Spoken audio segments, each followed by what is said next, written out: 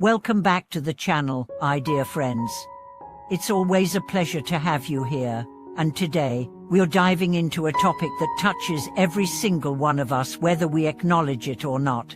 It's about family, about the invisible lines that tie us to those closest to us, and the silent debts we often accumulate over the years, without realizing it.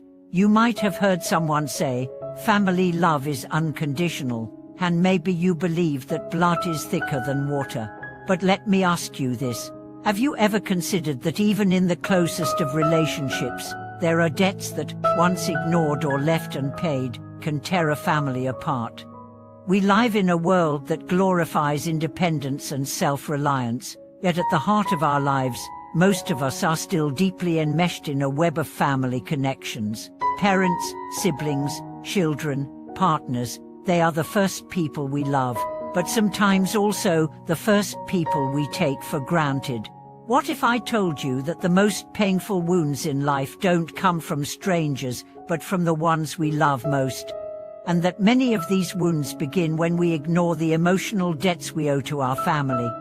There are 4 specific types of debts we are going to explore today: emotional, time, financial, and conscience debts.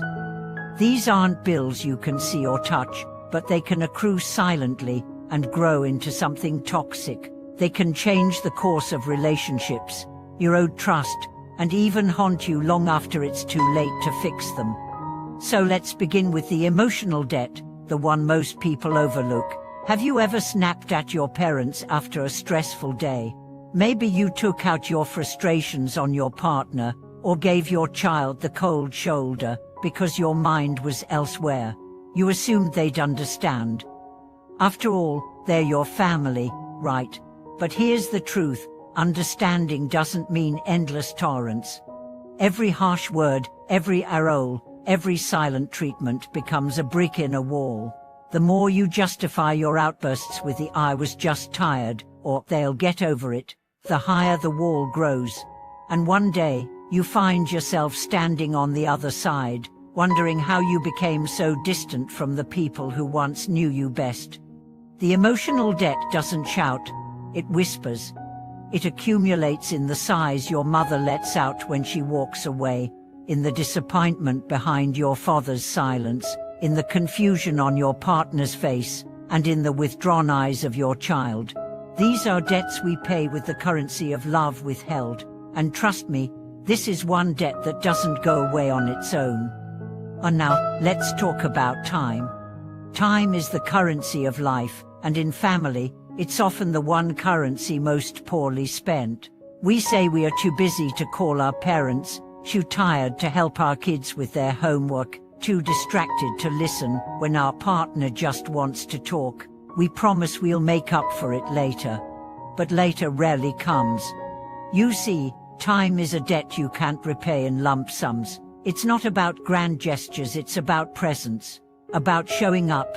A phone call, a shared meal, a bedtime story. These moments seem small, but they are sacred in their simplicity. And they cannot be postponed. Your parents won't always be around to answer the phone. Your children won't always ask you to play. Your partner won't always wait for your attention. If you think you'll make it up to them when life gets less hectic, you're gambling with time you don't actually own. And someday, when the seat at the dinner table is empty, or the house is quiet in a way it never was before, you'll realize that time, once lost, never returns. Next comes the financial debt. This one is trickier, because money and family can be a volatile mix.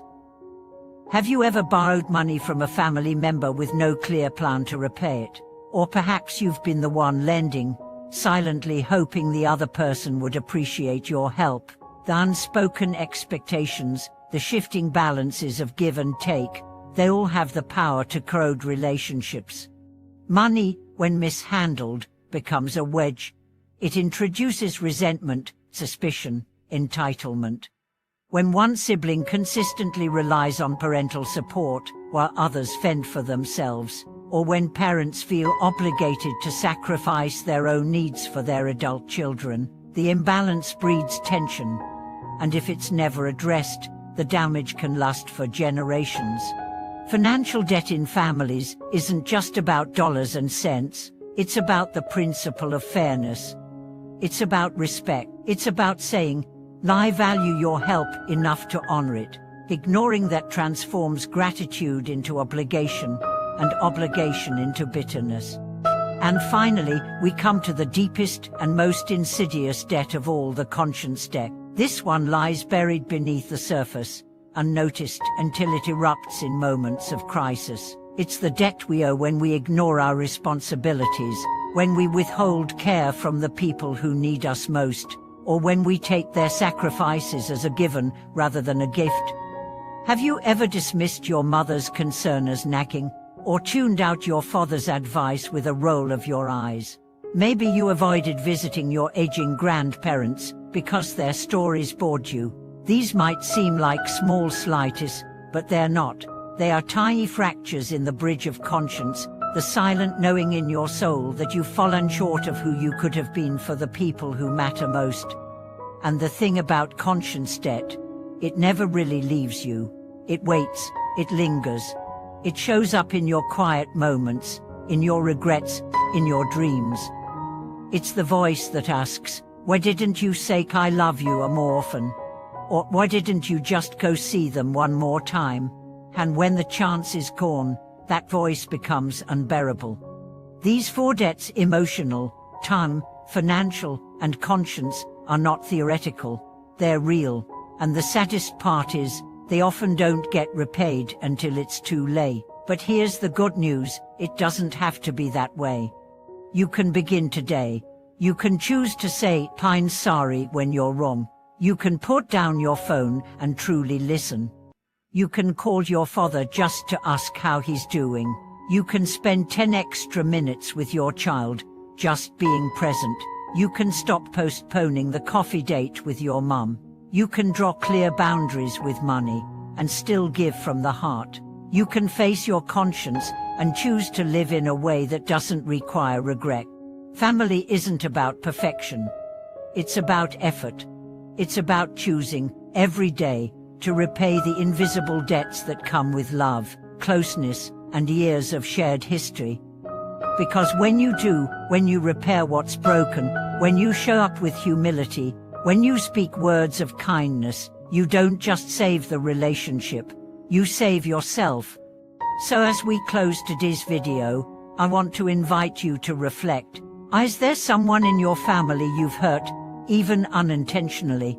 Is there a debt you've been putting off repaying, be it an apology, a visit, a heartfelt thank you? If so, don't wait. Pick up the phone, write the letter, show up. Because the truth is, family love might seem endless, but it's not a bottomless well. It needs nurturing. It needs attention. And above all, it needs honesty. Thank you for watching this video. If something in it resonated with you, I'd love to hear about it in the comments. What family debt have you recently repaid or realized you need to? Your story might be the light someone else needs today. Don't forget to like, share, and subscribe to our channel. Let's keep this conversation going and help more people rediscover the power of love, forgiveness, and emotional accountability. We'll see you in the next video. Until then, take care of your family, take care of your heart, and never underestimate the power of showing up before it's too late.